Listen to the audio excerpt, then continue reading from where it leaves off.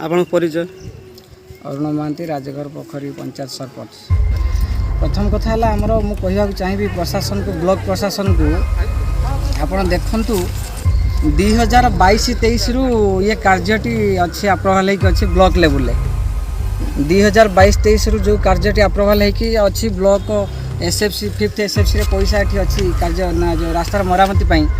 ताकू कौन प्रकार ब्लॉक रो अनुमति आमको करने मिलूना। मु बारंबार बीडीओ को एवं चेयरमैन को ये बाबद आगुरी अवगत करा ये गाँव में विभिन्न युवक मान को लेकिन गोटे लिखित प्रतिवाद कराइला दाबीपत्र दिखाई बीडीओ को किंतु आज पर्यंत से कार्यटी करने ब्लॉक प्रशासन आमको अनुमति दौना।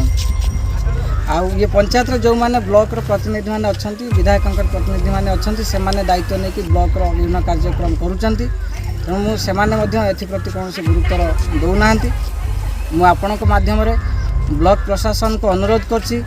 2 दिन मध्य जदि ये कार्यटी को सेमाने त्वरान्वित न करती बाध्य होइकि आमे आंदोलनात्मक पंथा ग्रहण करने सहित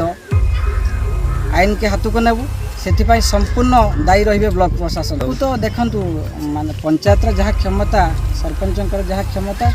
एते हाई अमाउंट प्रोजेक्ट आम द्वारा संभव हो पारुनी जहाँ फल 2 लाख टंकार 2.5 लाख टंकार सांसन ये थिला जोटा एसएफसी रे सेटा को जदि सरकार ता बाबद कौन गुरुत्व न दियंती आमे बाध्य कि पंचायत तरफ यथा संभव हो पार आम ये बंध बाउंश कि अन्य विभिन्न गाँ लोक मान सहयोग नहीं पंचायत ग्राम्य पांठर किसी पैसा खर्च करके बंध को निर्माण करी बर्तमान अस्थायी भाव में आम रास्ताटी को संपूर्ण विपद मुक्त करने चाहूँ। ये रास्तार उभय पाखे देखो गोटे पाखे पोखरी अन्य पाखे नाल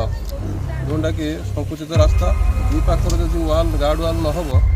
ताले रास्ताटार अवस्था प्रत्येक वर्ष ये हो तेणु दुई पाखर गार्ड वाल निश्चिंत दरकार जोटा कि जदि युद्धकालीन भितर गार्ड वाल न हो ताहले बाह्य जगत विच्छिन्न हो ये आम 8 नंबर वार्ड रास्ता तो 2-3 वर्ष है पड़ी रही भांगिक रही केते गले कहला कई शुणुना 8 नंबर वार्ड आम सब कथर अणदेखा हो रही ट्यूबवेलटे ना पा पीवाई पाइप पानी देख अवस्था कौन से भी आम हैरान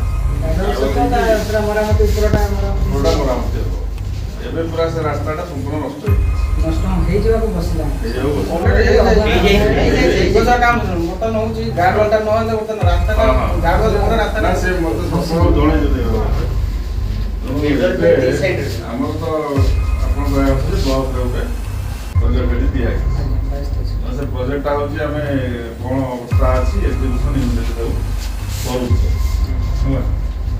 भी कथा जदि बादे भी किसी असुविधा रोचे लोक ये प्रोजेक्ट आरंभ हो धर काली कि 3 दिन एमता लगे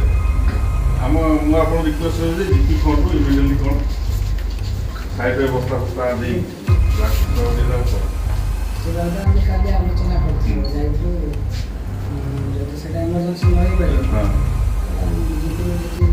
अल्प ये करूँ परमानेंट